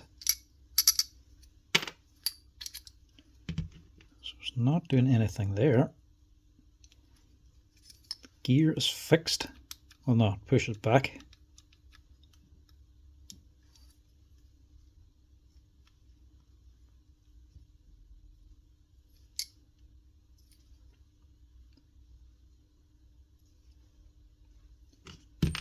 Is that all it is?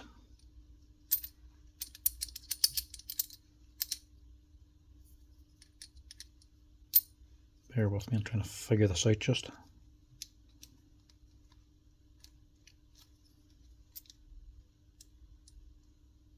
So that allows them to move. What's locking that in?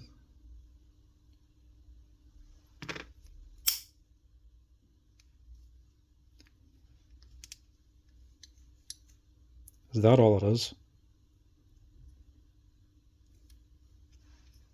The little pins, these wedges, have actually got on top of there.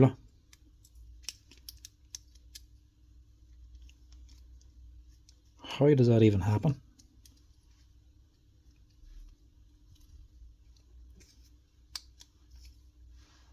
So it was sitting like that, and then they returned, snapped down.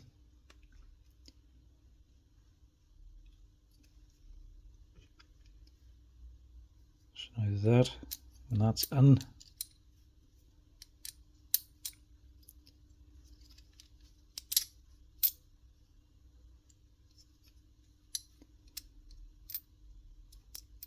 seriously, is that it?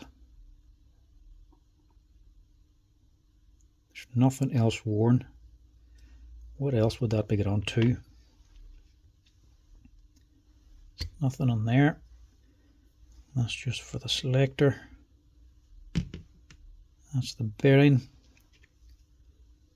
No, nothing. I don't see what this little tripod is. It's just lining up and locking. That just allows this gear to move just without spinning around. It's just not fixed. So it's just meant to be bumped against that. So as you select hammer mode, this is moving this gear up and down. So normally this is back. So the gear is just able to move away from this. So it's not engaging anything.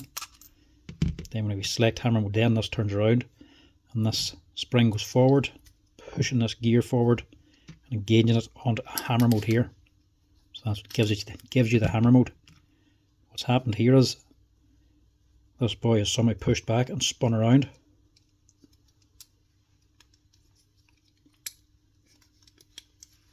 Like so. Getting it stuck on the spring. So the tension on this is actually, even when it's been taken off, whenever it's backed off and the spring's pushed back, it's still sitting far enough forward to still engage the hammer mode. That's all it is. Again, with Makita, just not the best system. Heavy duty gearbox though, all metal parts, good construction, but that's just not the best of designs. You should either have them wedges higher or something so that it can't get underneath this here system here. Right, we know what the problem is, we know how to fix it. We know for the next time how to fix that up. For now, we need to rebuild it again. And this is what's the awkward bit now. Leave this end for last and we'll just get this put back together.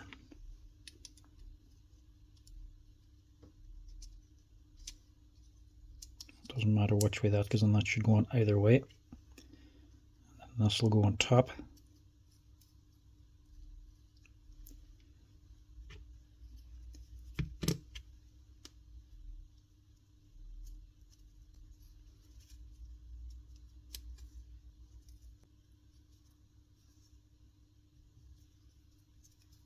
That then has to go onto there.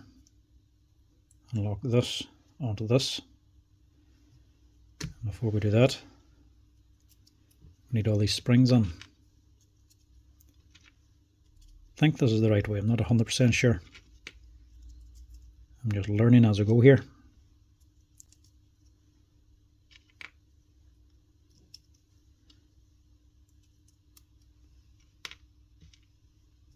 Just don't lose any of these wee balls because they're essential, we need them.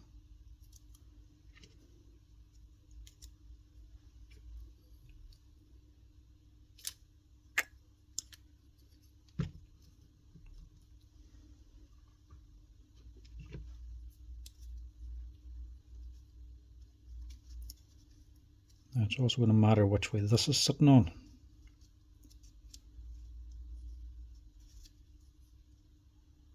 Because we need this in the right location.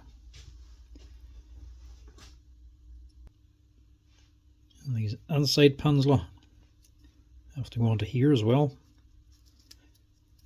How do you line them up? That must be the lock. Alright, so this is what's engaging that hammer mechanism. So that's lifting this little spin on this ring, these little cams pushing down on these three rings. So that has to sit there. We'll set that up so that it's on drill only mode, I think. So then when I drop this on, it's actually engaging them.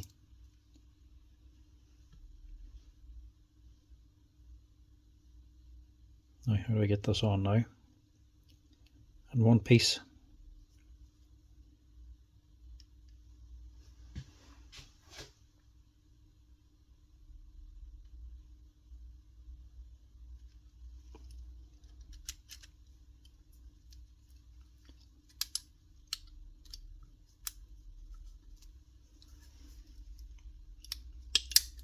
It's not easy to install.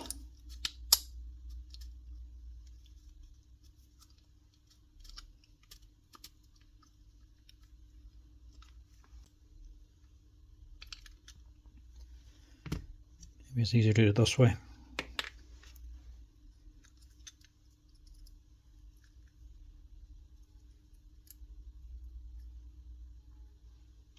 Put them into their respective places. Have that sitting up. I still hope this is in the right position. I'm just going to put it up beside here. Maybe if we took this off actually.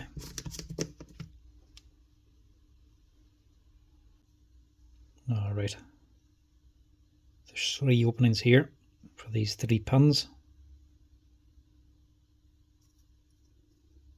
That's the start of your gear. There is going to be an orientation for this, but I don't know what the orientation is.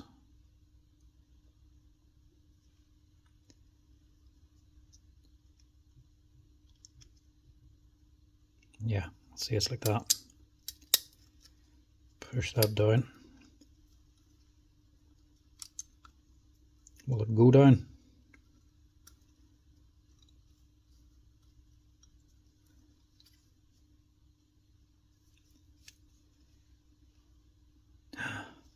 Made a mistake.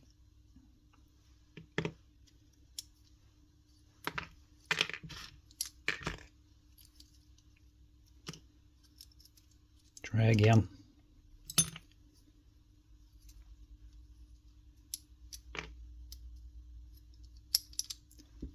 Did notice this plate though. There's still pins under here.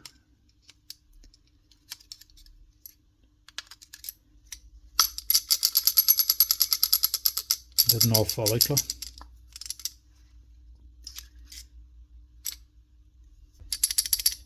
Right, because I wasn't careful and took all these pins out before opening this up, they've actually fallen on here and behind this plate.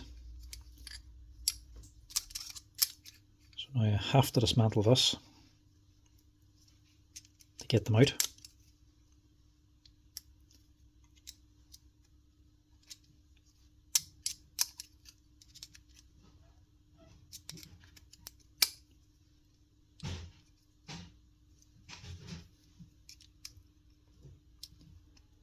Take it, this just pops out.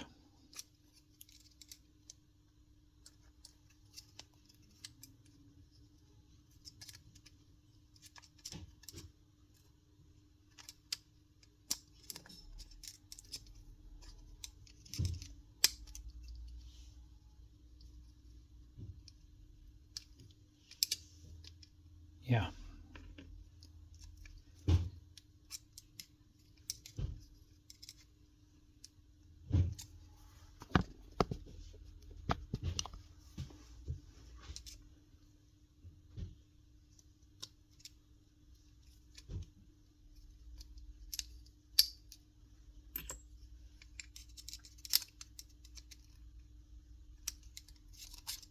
That's if I can get it out now, because that's still in the way.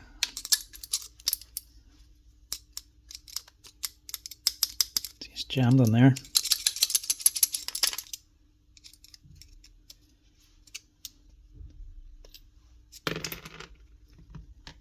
That takes out the ring.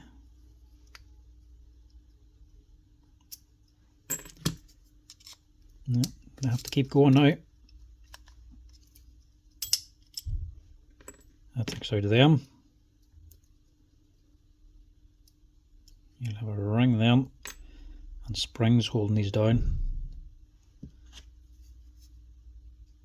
Springs and pendula. Try to keep them. So now we can take this out.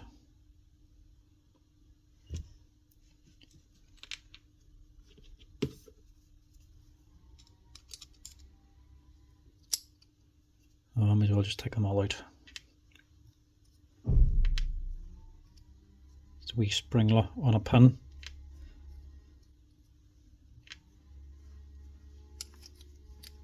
And then under that then, we have two more pins.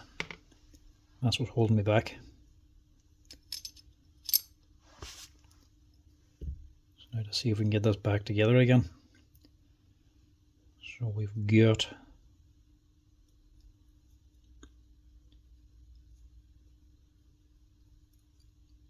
6 springs on here. These have to go into the right places. No, wrong again.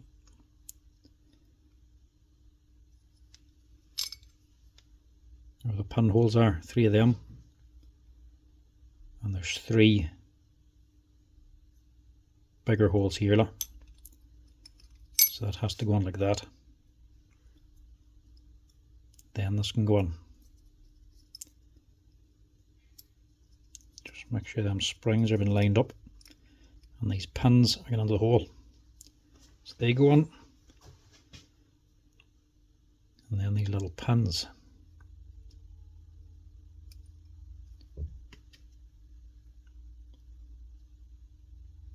Fair play to the man sitting in the assembly and assembling these things. Because this is a bit of fine work.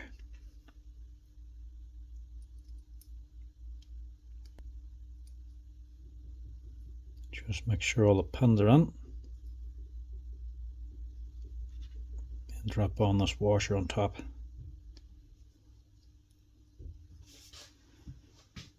Now,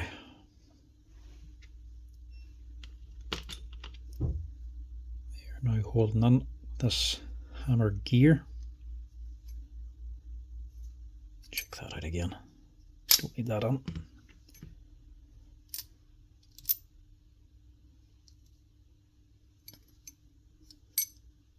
Stick that on. Now we have to get these back in.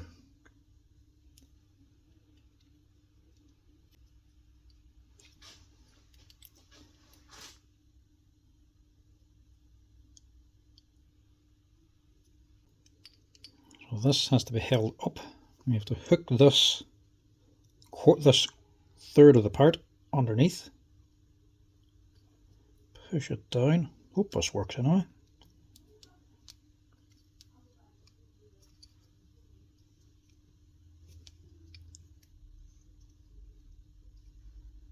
That is a tight fit. Oh, that pin's not on, that's the problem.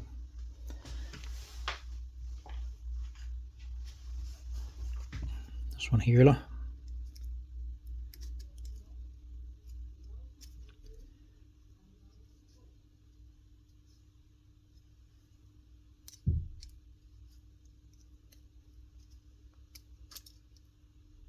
there we go. Now it slides on.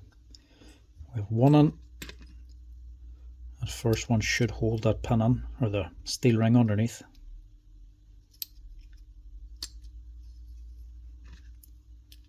It's only the first one that's actually difficult, the rest just drop on.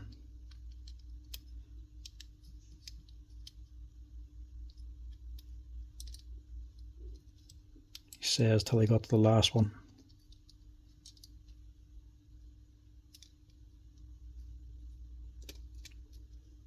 Now we're alright. Right. Now we're good to go. What way was it in it now?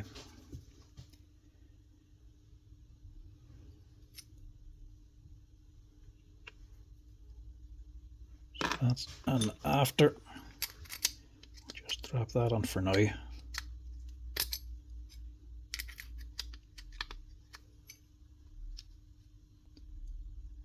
Make sure this isn't engaged.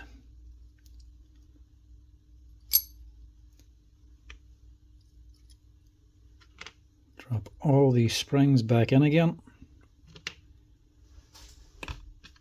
Have a second go at rebuilding it.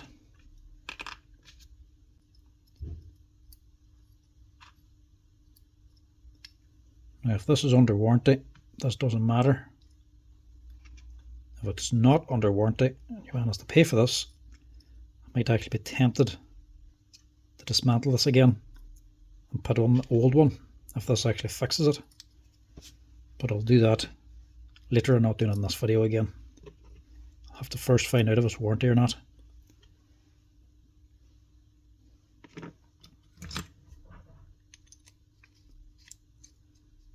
So that was on like that. This one on top, and this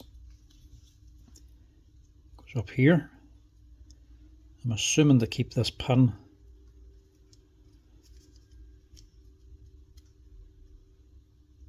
now. Why does that not line up now?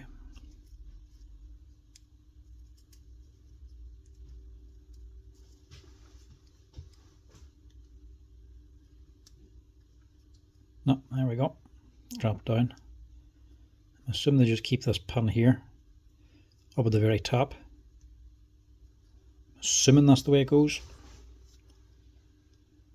Now again, line up these pins to these three holes.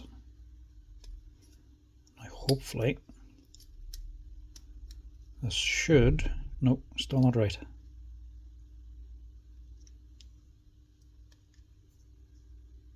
Got to be this one. Has to be down the bottom. So now it's lining up and closing. That's what we want.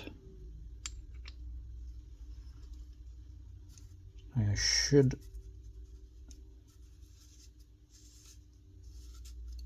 be able to screw that down.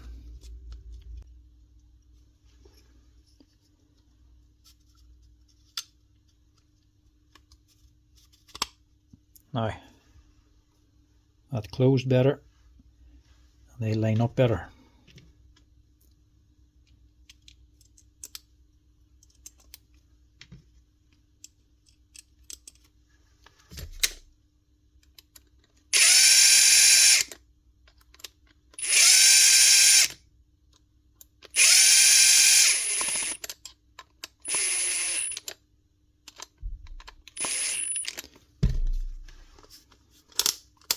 Now,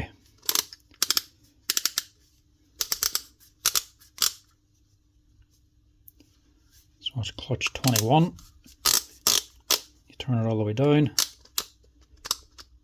Drill, hammer, and down here then you're engaging hammer law. That gear's now lifting,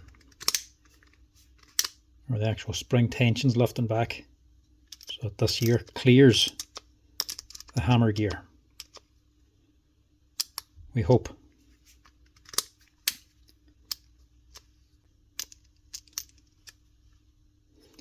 Right, we'll chance that. So what was on first now? Take it this was on first. At least I hope so. And this is the really awkward bit. Glue this up. We're using the goo as glue. And stick these back in. Stick these on with the heavy grease. I am not saying this is easy. This is awkward. Extremely awkward to do.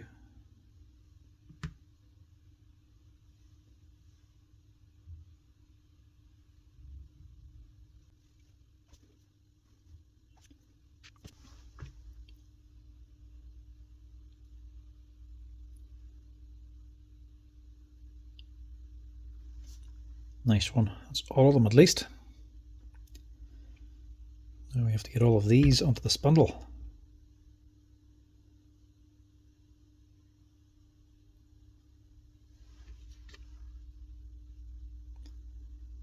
And there's just no easy way of doing this. See what I mean?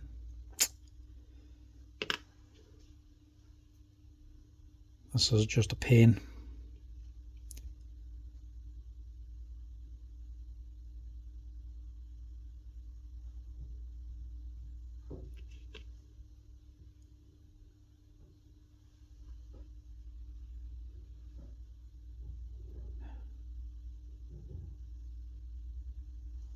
Right, that on there, that on top. See if we can drop it on.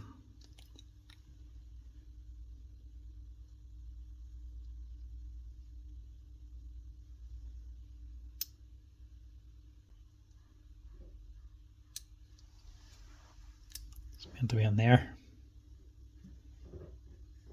You'll know if it's right because you'll not get it down far enough to get this clip on. That should just clip on now to hold this whole assembly on. Getting that little needle bearing on is the hardest bit. Look at that. Nice one.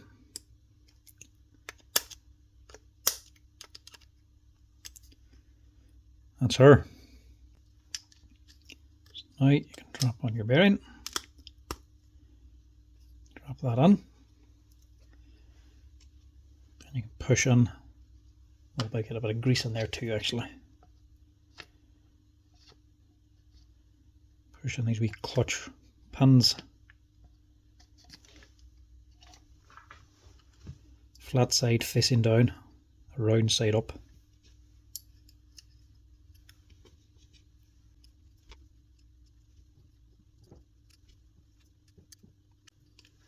Now,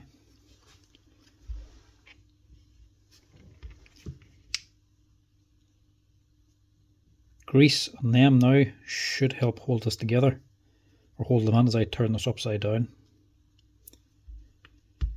Make sure I've got this the right way around. Change lever is at the top, and this is the top with the arrow on it, so it's going on this way. That should be facing down, same as this one. And just flip her over, a wee twist. Hopefully it'll go together.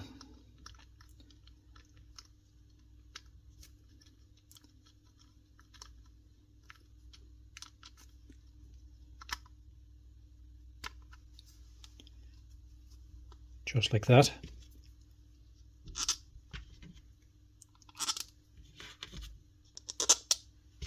You can also just completely dismantle the side and put everything in one by one. Not sure if I have a video on doing that on YouTube here. I think this might be the first video on this drill. Aye, that's it. The only other problem inside these gearboxes is this little selector ring. They don't always engage whenever you select the gear. Sometimes you get a grinding sound whenever you drive it until it selects in properly. That is because the selector gear, the plastic ring gear that goes back and forth, or the metal gear that goes back and forth, that's held in by 4 pins to keep it secure on this here assembly. But Makita on all their wiseness have decided to take out 2 of the pins. So there's only 2 pins in it instead of 4.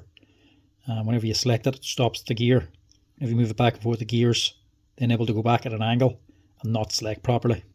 So another reason why I didn't really like these. Not 100% sure if they've fixed that or not, but I don't think they have.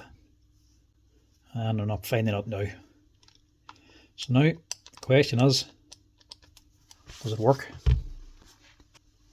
To find out, I'm just going to pull out the armature.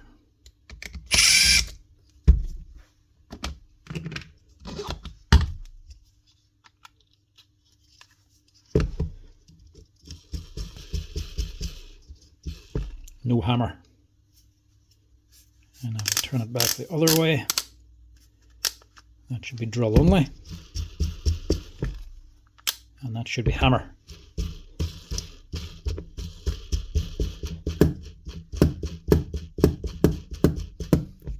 Spot on. Hammer mode. Drill only.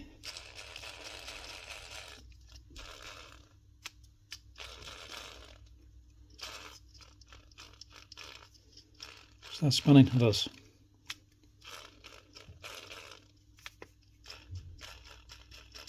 So that's it spinning.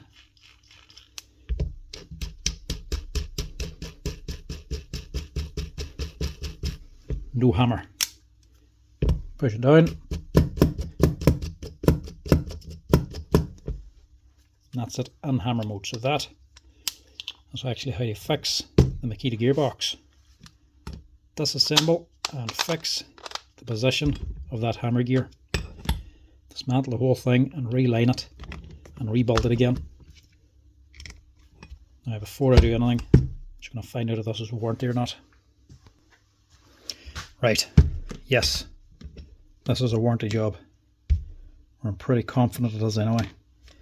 So I'm going to leave the new gearbox in it, because of that. That's how Makita fix them. So warranty job, gets a new gearbox. At least that leaves us with a second hand spare one. That is how you fix the gearbox in the Makita DHP486 if you ever get it stuck in hammer mode. That little gear and the mechanism underneath have got wedged underneath each other, and it's packing it up into the actual hammer mode position all the time. Dismantle it, free it, and rebuild the whole thing again, and that'll get it out of hammer mode. But that is a handling you really shouldn't have to do. Better off if you're buying a drill, just buy a drill driver and don't bother with the hammer mode. But that is the last of the Makita drills, Makita tools up and running again for today. Anyway folks, thanks for watching. Hopefully you enjoyed this wee Makita Repairathon video. If you're liking the videos folks, as always, give us a wee like and a follow down below. If you want to help out the channel, make sure to hit that subscribe button. And if you also want to help it out now, you can also hit that hype button down below for whatever that does. Still haven't figured it out. But if you have one of these here heavy duty Makita drills and you ever get it stuck in hammer mode, they're definitely worthwhile dismantling that gearbox to fix it again, because otherwise you're under quite a price just to replace the whole thing. But that's how you do it if you ever need to. But anyway folks, till next time, I'll chat to you all later.